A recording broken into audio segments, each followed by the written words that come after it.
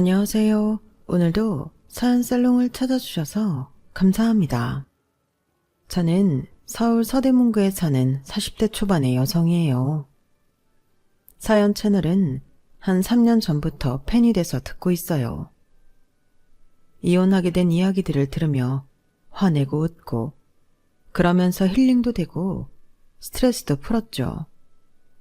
그런데 저한테도 사연을 보낼 만한 일이 생길 줄은 정말 몰랐네요. 어떤 일이냐 하면 결혼하고 2년이 안 돼서 이혼하게 된 사연이에요. 제 경우도 여기 나온 일들 못지 않다고 생각해요. 제 이야기도 많은 분들이 들어주시고 공감해 주시고 응원해 주셨으면 좋겠어요. 솔직히 인생에서 누가 이혼 같은 아픔을 겪고 싶겠어요. 하지만 이런 선택이 때로는 옳을 수도 있는 거잖아요. 저의 경우도 그렇다고 봐요. 정말 뻔뻔한 전 시어머니와 전 남편놈 이야기, 이제 시작해 볼게요. 저는 어릴 때 체육을 유달리 잘해서 특기생으로 대학을 갔고, 대학원에서 스포츠 과학을 전공해서 현재는 운동선수들 연습을 관리하고 또 나름대로 개인적으로 코칭도 하고 있어요. 어떤 종목인지는 이 바닥이 너무 좁아서 밝히기는 어려워 이 정도로만 얘기할게요. 양해 부탁드려요. 사실 제가 이혼한 걸 모르는 지인들도 꽤 있어서요. 언젠가 밝혀질 일이기는 하겠지만 아직은 제가 나서서 아는 사람들한테 이야기하고 싶지 않거든요. 이럴 때에는 아는 사람보다 모르는 사람들에게 말하기가 더 쉽고 더 위로도 받는 것 같네요. 스포츠를 어릴 때부터 했다고 하면 집이 잘 사는 편이라고 생각하실 거예요. 네, 맞아요. 저희 집은 원래 선대로부터 물려받은 재산이 많았고 그걸 부모님이 잘 유지하신 덕에 남부럽지 않게 살았어요. 제가 운이 좋은 케이스죠. 그 점은 늘 감사하게 생각하고 있어요. 처음 운동을 시작할 때에는 제가 하도 감기도 잘 걸리고 병원에서 허약 체질이라고 해서 엄마가 이것저것 수소문해서 많이 시켰어요. 덕분에 수영도 배우고 스케이트에 육상, 운동에 많은 걸 했네요. 그러다가 다들 이구동성으로 제가 운동에 재능이 있다고 하니 운동을 전공으로 하기로 결정했어요. 결과적으로 남들보다 빨리 제 일을 찾게 된 거였네요. 아빠는 운동도 이성적인 판단을 잘 해야 하는 거라며 그러려면 책도 많이 읽고 수학이나 물리도 잘해야 된다고 해서 공부도 틈틈이 했어요. 그렇다고 문과, 이과 전공하는 애들처럼 많이 알고 잘하는 건 아니었지만 웬만큼은 했던 것 같아요. 제가 고등학생 때부터는 아빠가 회사를 다니시다가 건강이 많이 악화돼서 퇴사를 하고 혼자 지방에 내려가서 요양을 하는 일이 많았어요. 엄마는 학원을 크게 하시다가 제 뒷바라지 때문에 중학생 때부터 다른 사람한테 맡겨놓은 상태였거든요. 하지만 앞에서 말했다시피 저희 집이 물려받은 게 많아서 어려움을 겪지는 않았어요. 엄마와 아빠는 전화통화, 화상통화를 많이 하셨는데 그때마다 학원 운영 이야기도 많이 하시고 투자 같은 거에 대해 활발히 의견을 나누곤 하셨어요. 제 남동생은 그런 엄마 아빠의 영향인지 경영학과에 진학을 했고 유학까지 갔네요. 저는 한국에서 대학원을 나와서 선수들을 관리하는 일을 하게 됐고요. 처음에는 그런 일을 하려고 한 게 아니었는데 친구 따라 강남 간댔다고 대학원 동기가 거기에 원서를 낸다고 하니 어디 나도 한번 해볼까 하며 냈다가 덜컥 된 거였어요. 다닐지 말지 고민을 하는데 엄마 아빠는 다 경험이라고 해보라고 하셨어요. 사람 일이라는 게 알 수 없다고 하잖아. 이게 너한테 맞는 일이라서 합격한 건지도 모르지. 그리고 아니면 어때? 그때는 관두고 다른 거 찾으면 돼. 인생은 뭐든 다 경험이야. 그렇게 가볍게 생각해야 인생이 덜 힘들다? 엄마는 농담처럼 말씀하셨지만 저한테는 뼈 있는 얘기로 들렸어요. 아무래도 젊을 때부터 학원을 운영하시고 아빠와 함께 집안에 이런저런 일을 하셨으니 거기서부터 나온 진짜 조언 같았거든요. 그래서 저는 일을 해보기로 결심했고 엄마 말씀처럼 정말 이게 제 직업이 돼서 10여 년을 하게 됐네요. 제가 일을 워낙 좋아하고 선수들 따라 해외 다니고 한국에 있을 때에도 개인 코칭하느라 정신이 없으니 남자친구가 생길 시간도 없었고요. 그러다 보니 부모님은 제가 혼자 살게 될까봐 걱정을 하시더라고요. 몇 년 전부터 아빠 건강이 어느 정도 좋아져서 부모님은 경기도에 집을 장만해서 같이 계셨거든요. 저는 서울에 있었고요. 가끔 부모님 집에 가면 두 분 다 저보고 결혼은 안 하냐고 말씀하셨어요. 지희야, 너 결혼은 안 할 거야? 아무리 일이 좋아도 인생에 반려자가 있어야 쓸쓸하지 않지. 나이 들어서 너 혼자 있어봐. 얼마나 외롭겠어. 아빠가 지금까지 어떻게 버텼는데 우리 가족에 있어서 힘도 내고 더 건강해지려고 노력했단 말이야. 엄마도 아빠 생각하고 같아. 사람은 결국 혼자라고 하지만 그래도 혼자 못 사는 게 이 세상이잖아. 정우도 여친 데려오고 결혼한 애만에 투닥거리는데 너는 언제까지 이러고 있을 거야? 이러다 훌쩍 40 되는데. 나는 지금 이대로도 좋은데. 그리고 내 옆에 사람들 많아. 아유, 이거사. 가족하고 그게 같니? 가족으로 끈이 연결돼야지. 가족이라고 다 좋지는 않지. 나도 사람들 얘기 많이 들어봐서 알아. 어쩌면 우리 집이 평범한 게 아니고 특이한 걸지도 몰라. 어쩜 그렇게 가족이 원수인 사람들이 많은지. 너 어디서 그런 말만 들어? 안 돼. 그런 사람들 만나지 말고 얼른 남자친구부터 만들어. 그게 만들어야지 한다고 되나? 그리고 엄마 말대로 하면 사람들 거의 마주치지도 못하고 살걸? 사람 일 진짜 모른다고 부모님이 이렇게 걱정의 말들을 하시고 얼마 안 돼서 호감형 인물이 나타났지 뭐예요. 개인적으로 코칭해주는 선수의 지인이었는데 그 선수가 코칭 끝나고 갈 때 기다리더라고요. 둘이 중학교 때부터 친구였고 자주 만난다는 것 같았어요. 저는 그 사람이 일반 회사를 다니지는 않을 거라고 생각했는데 왜냐하면 평일 오후 시간에 편한 옷차림으로 올 때가 많았거든요. 아니나 다를까 정식으로 만났을 때 처음 자기소개를 할 때 엄마랑 같이 쇼핑몰 사업을 한다더라고요. 엄마 덕이기는 한데 이 나이에 이사직함 달고 있네요. 그렇다고 일을 못하지 않습니다. 영어도 유창하고 이탈리아어랑 중국어도 해요. 이 정도면 능력 있죠? 제가 직접 해외 나가서 수입 계약도 잘 따오는데 친구놈들 중에는 제가 능력도 없는데 부모 덕에 편하게 산다고만 생각하는 애들도 있어요. 아, 뭔지 알 것 같아요. 저나 동생도 부모님이 돈 많아서 실력도 안 되는데 뭔가 부정으로 자리 잡고 유학 갔을 거라고 생각하는 사람들이 있거든요. 어떤 마음인지 충분히 이해해요. 이런 공통점이 있어서였을까요? 저희는 빠르게 가까워졌고 저도 남편도 나이가 있어서 양쪽 집에서는 별말하지 않고 결혼에 찬성했어요. 그렇게 저는 부모님이 바라시던 결혼을 하게 됐네요. 남편 아버지는 남편이 대학 다닐 때 돌아가셔서 시어머니 한 분뿐이었어요. 다른 나라에 사는 손이 시누이가 있기는 한데 별로 안 친하다고 하더라고요. 예전부터 엄마와도 잘 싸웠고 남편과도 사이가 그닥 좋은 편이 아니라고 했어요.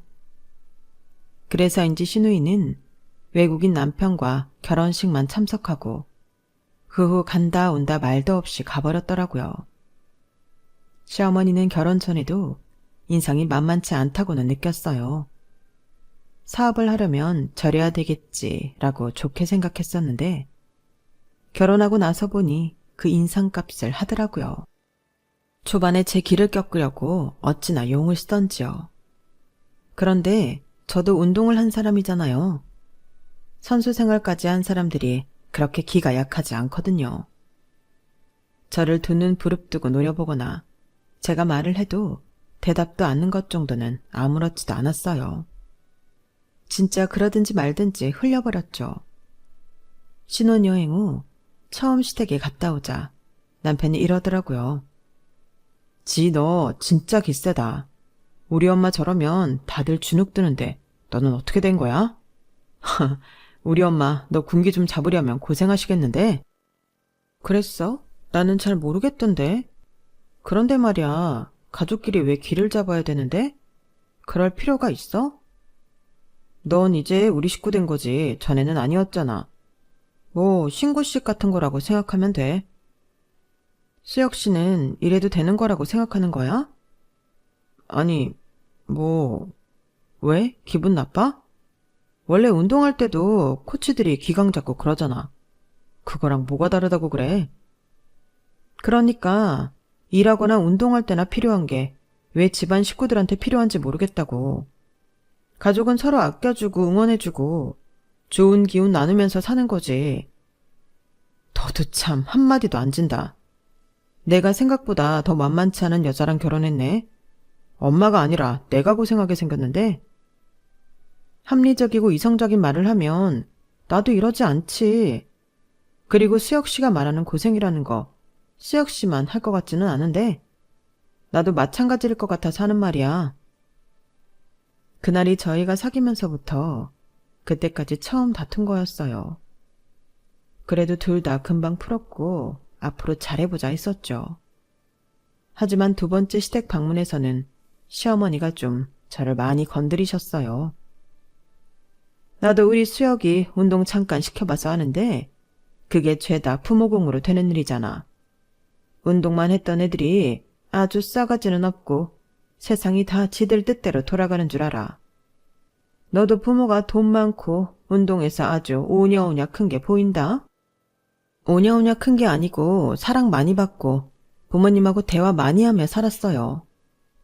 그리고 인생이 마음대로 다 되는 줄 알면서 어떻게 사회생활을 하겠어요. 그건 어머님도 잘 아시잖아요. 이게 네가 오냐오냐 컸다는 증거야. 따박따박 네 할 말 다 하잖아. 어머님이 잘 모르시고 하시는 말씀이니 그렇죠. 솔직히 운동하는 애들이 얼마나 협동적인데요.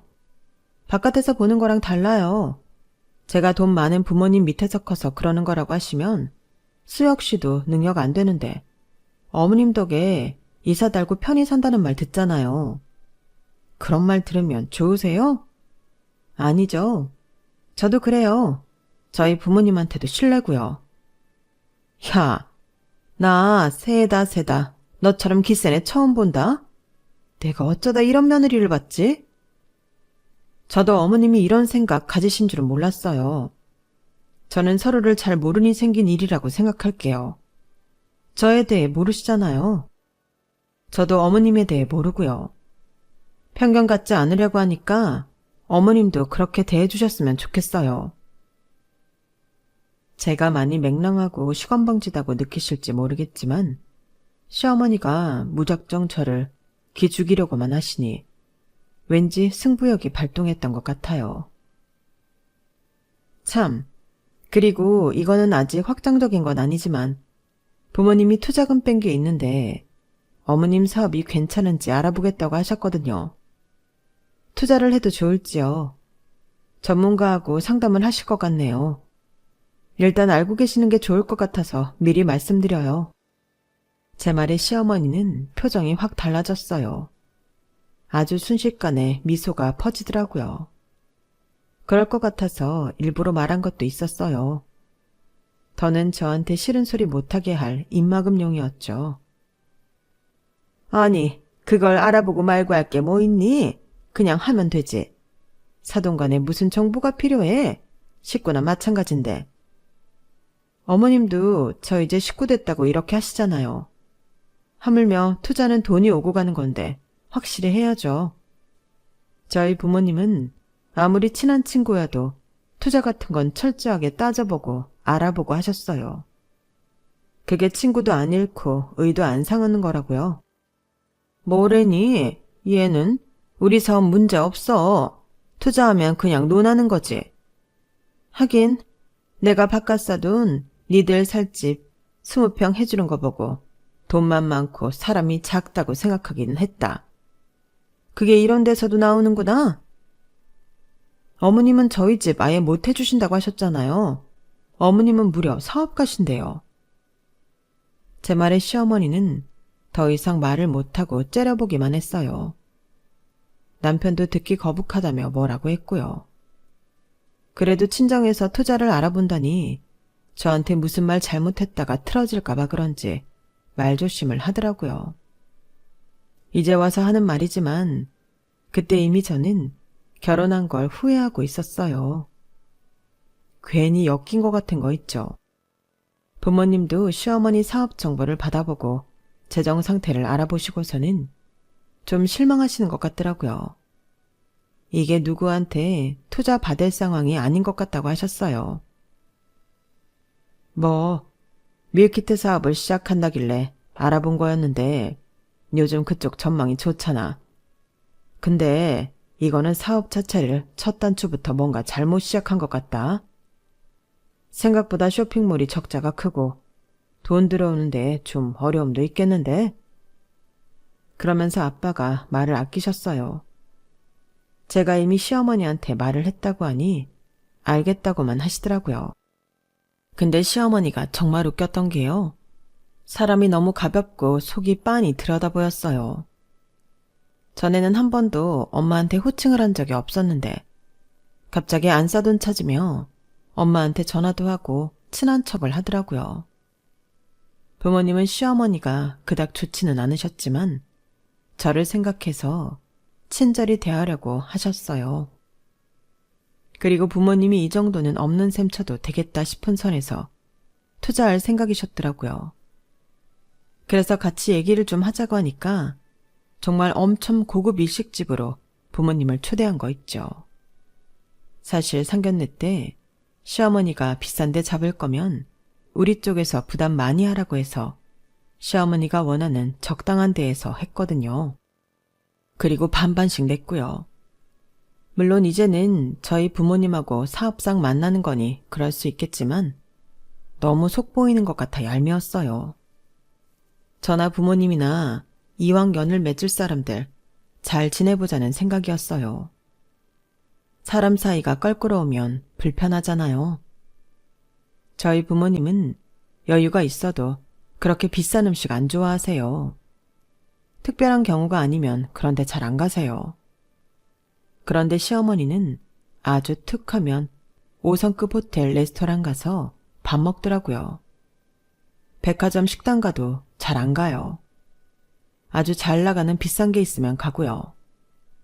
뭐 그런 것까지 제가 말을 할 수는 없었죠. 평생 그렇게 살아왔고 그게 당연한 줄 알고 살았을 텐데요. 저희랑 가풍이 다른 거니까 그런가 보다 하고 넘어갔어요. 아무튼 그날 부모님은 식사를 하며 밀키트 사업을 전면 개선하면 얼마 정도 투자를 할 수 있다고 말씀하셨대요. 투자도 투자인데 부모님은 저를 생각하셔서 그러셨더라고요. 뭔가 이 집 분위기가 이대로면 저를 제대로 대접해주지 않을 것 같은 게 보였다고. 나중에 그렇게 말씀하셨어요. 시어머니는 그렇게 하겠다고 철석같이 약속을 하고 그 자리에서 각서도 썼고 저희 부모님과 동행한 변호사분한테 공증까지 받았다고 해요.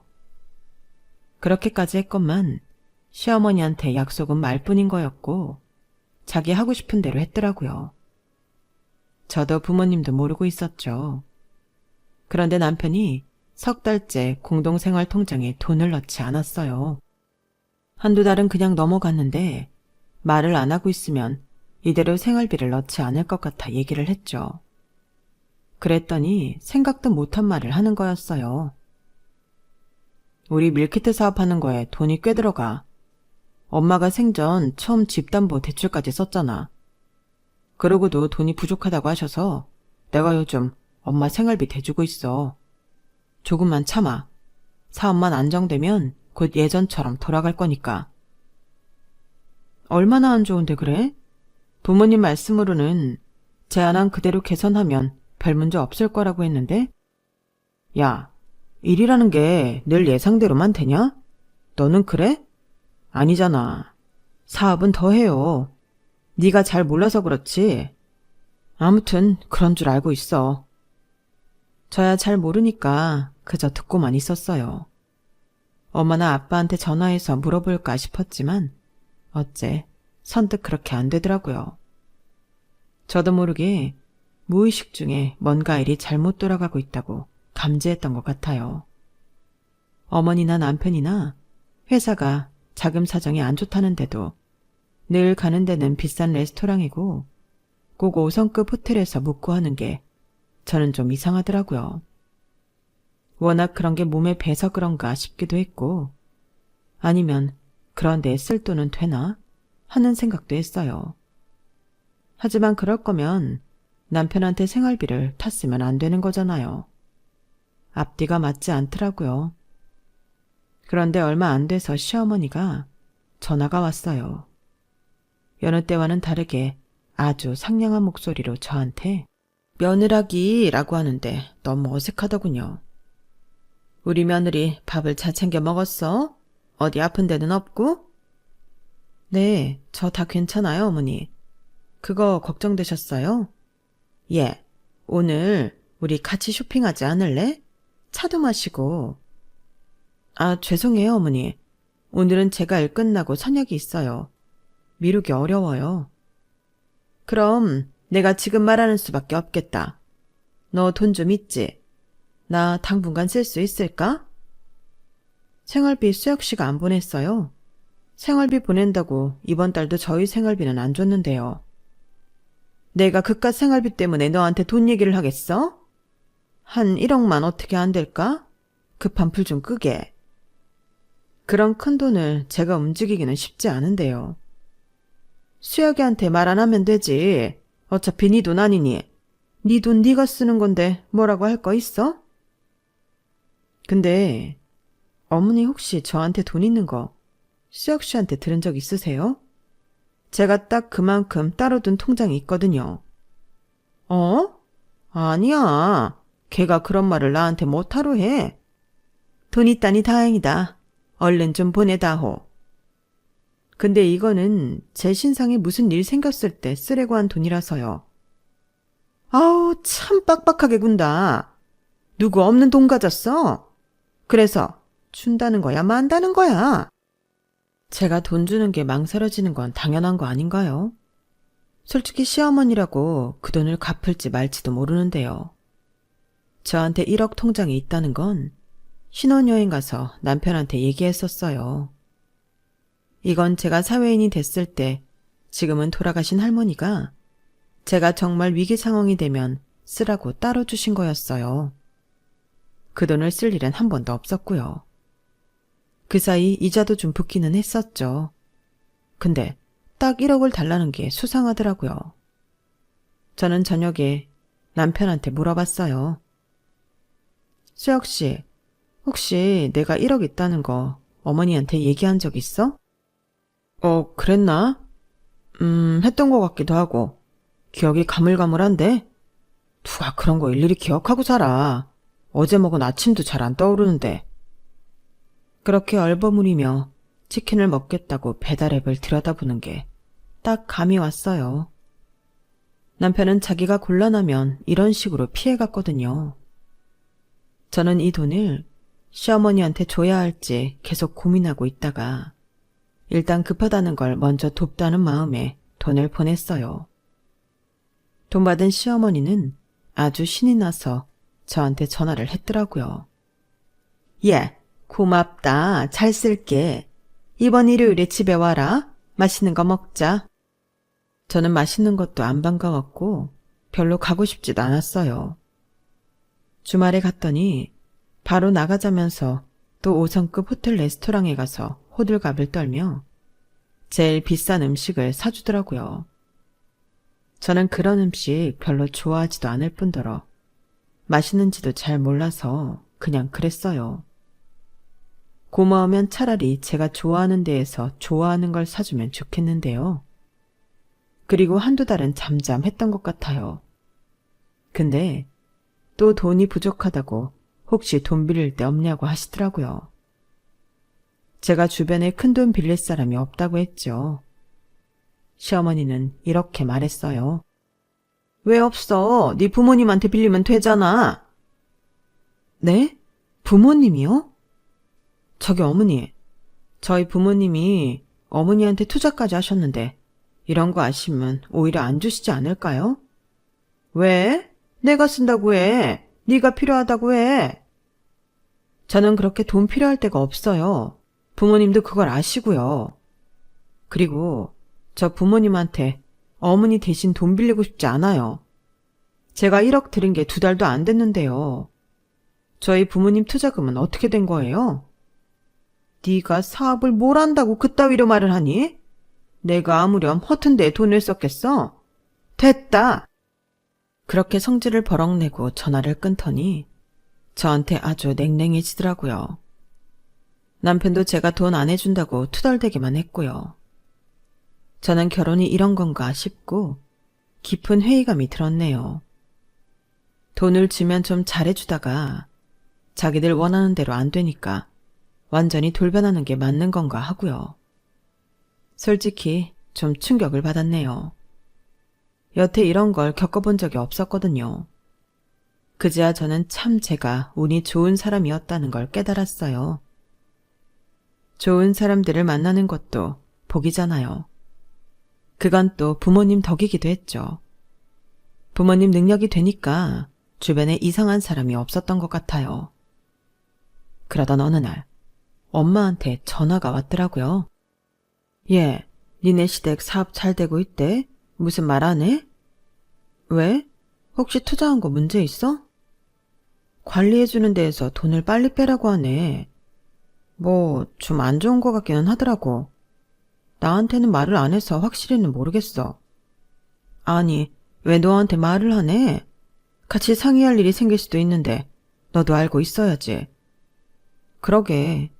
근데 나는 사업을 안 해봤으니까 전혀 모를 거라고 생각하나 봐. 엄마는 한숨을 쉬며 고민해봐야겠다고 하고 전화를 끊으셨어요. 남편은 언젠가부터 집에 늦게 들어오고 뭔가 되게 허둥대는 것 같기는 하더라고요. 그러더니 어느 날 갑자기 저한테 심각하게 이러는 거였어요. 있잖아. 지 너 일하는 거 아무 문제 없지? 관두거나 그럴 거 아니지?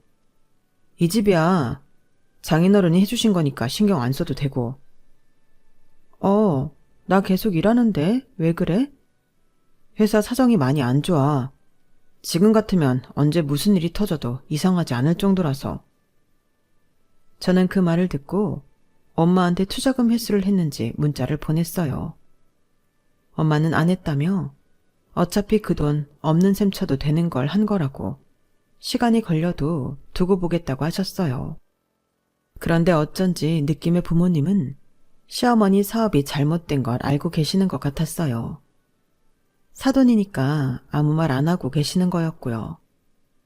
그리고 며칠 후 정말 남편이 말하던 일이 터졌어요. 회사는 돌아오는 어음을 처리하지 못해서 부도를 맞게 되었고 순식간에 시어머니는 집 밖에 나앉게 되었어요.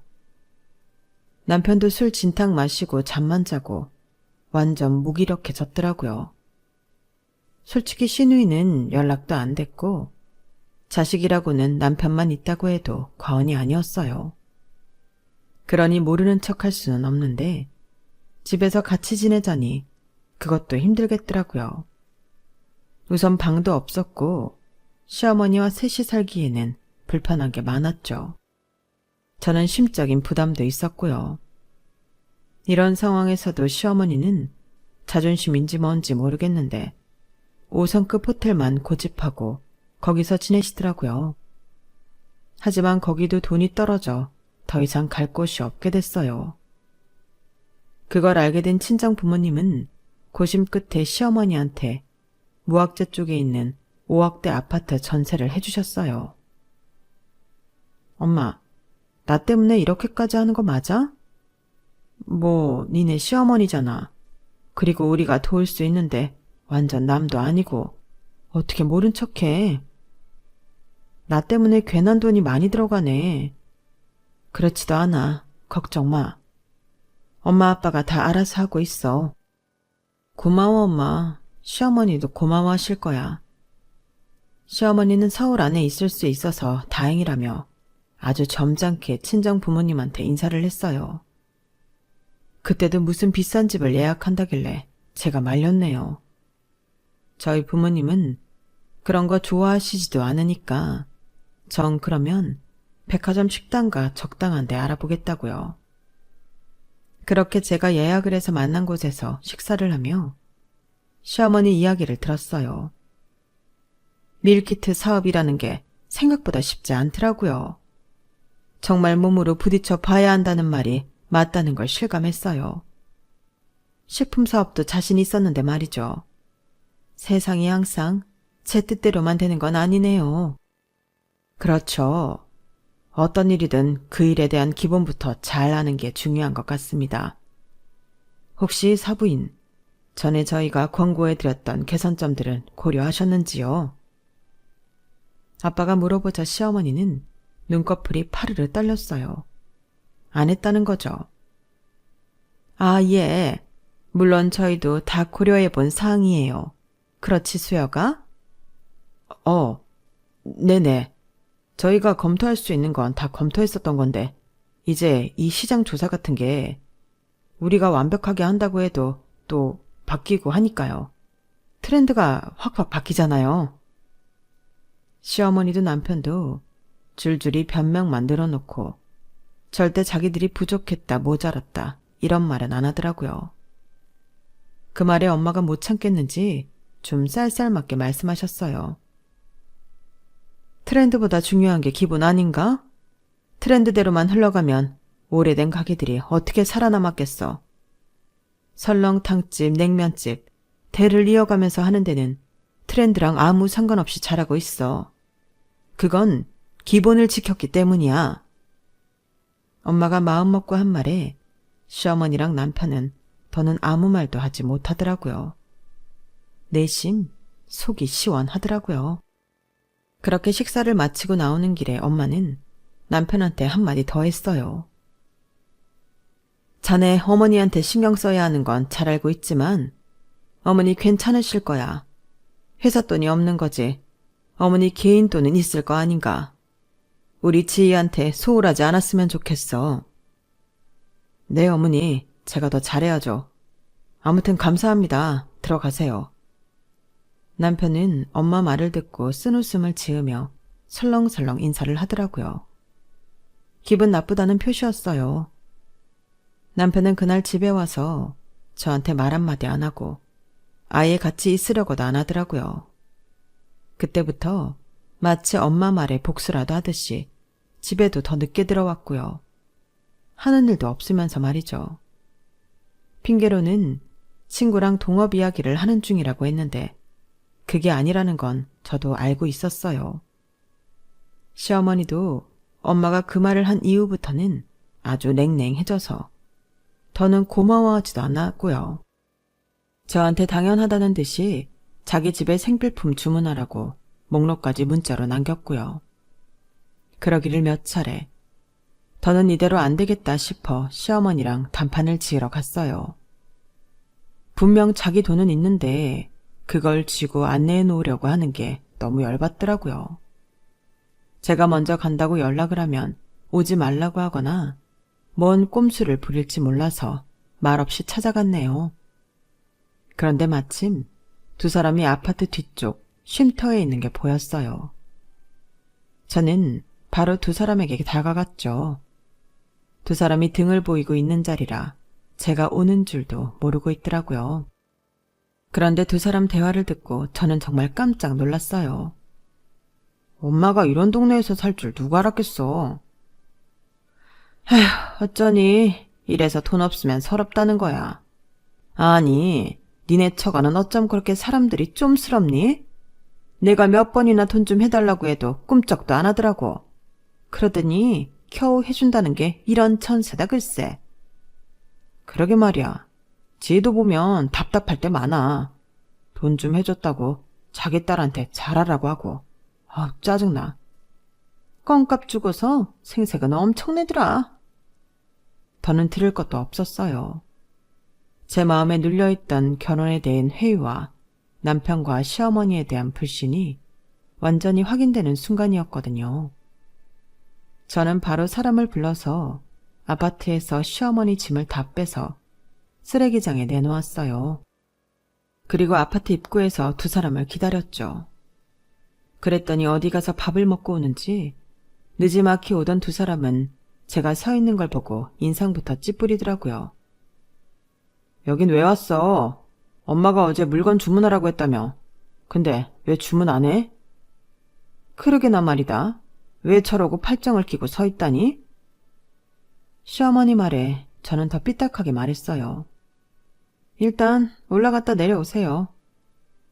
제 말에 두 사람은 혀를 차며 올라가더니 조금 있다 남편한테 전화가 오더라고요. 저는 받지 않았어요. 그러자 두 사람이 후다닥 뛰쳐나오더군요. 야 박지, 집에 왜 물건이 없어? 엄마 가방 하나랑 당장 쓸 것 빼고 다 없어졌어. 어떻게 된 거야? 네가 뭐 한 거냐? 그래? 그래서 올라갔다 내려오라고 한 거야? 나 당신 아들하고 안 살아. 이혼할 거라고. 두 사람은 입을 딱 벌리고 놀라서 저를 쳐다봤어요. 우리 부모님이 해준 이 아파트가 껌값이라고요? 그럼 그 껌값 갚으시면 되겠네요. 여기 내가 나간다고 부동산에도 주인한테도 말해놨으니까 그런 줄 아세요. 어머니, 저희 부모님 투자금하고 저한테 가져간 1억하고 있는 대로 빨리 갚으세요. 그리고 제가 집으로 가자 남편이 헐레벌떡 쫓아왔어요. 야, 왜 이래? 말로 해, 말로. 나 말로 했어. 내가 무슨 폭력 썼어? 손발 썼어. 말로 했잖아. 그러니까 알아들으라고. 나 너한테도 니네 엄마한테도 질릴 대로 질렸어. 두 사람 병이야. 남들 눈이 중요해서 비싼데 고급인데 아니면 못 가는 병. 난 너 만나기 전까지는 이런 사람들이 진짜 있는지도 몰랐거든? 그래서 내 인생 다시 제 궤도로 돌려놓고 싶어. 더 이상 긴 말 안 할 테니까 그런 줄 알아. 알아들었을 거 아냐. 저는 신혼집 비번도 바꿔버리고 친정으로 가서 저한테 있었던 일들을 소상히 말했어요. 엄마는 그럴 줄 알았다며 속상해하셨고 아빠는 아무 말씀 없으셨어요. 그러더니 한참 후 이렇게 말씀하셨어요. 투자금 받는 건 내가 알아서 할 테니 너는 1억하고 모두 다 해서 이혼소송 준비해라. 아빠도 결심을 하신 것 같더라고요. 그제야 시어머니는 저희 엄마 아빠를 찾아와 싹싹 빌고 저한테 큰 신뢰를 했다고 했지만 저희는 들어주지 않았어요. 아줌마 딸이 왜 절연을 했을까 궁금했는데 이제는 너무 잘 알겠어요. 정신이 제대로 박혀있으니까 안 만나고 사는 거죠.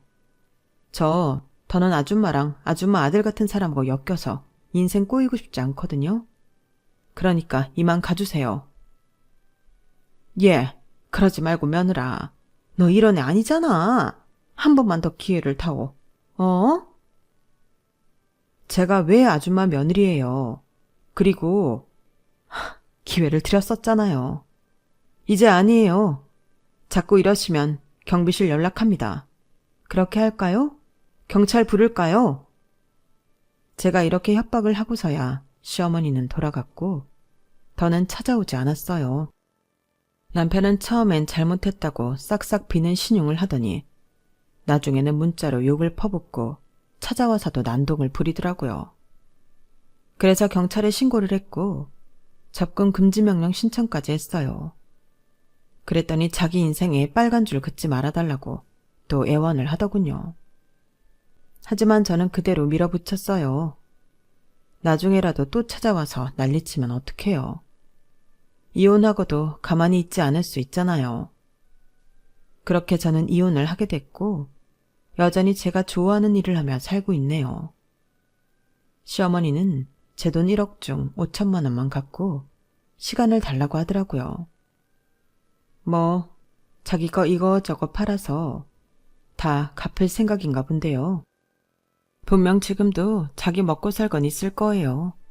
절대 손해볼 짓을 안 할 사람이라서요. 그렇게 빚도 정리한 것 같던데 부모님 투자금은 소송 때문이라도 돌려드렸더군요.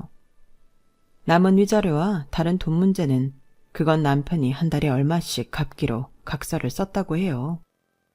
여전히 약간의 금전 문제가 남아있지만 그래도 인간적으로는 매듭을 짓게 돼서 정말 다행인 것 같아요. 저는 결혼을 다시 안 할지도 모르겠어요. 저렇게 데이고 나니까 다시는 하고 싶지 않네요. 부모님도 재혼 이야기는 안 하세요. 저 좋아하는 일 하면서 잘 사는 게 최고인 것 같아요. 그걸 제일 첫 번째 목표로 삼는 게 맞지 싶네요.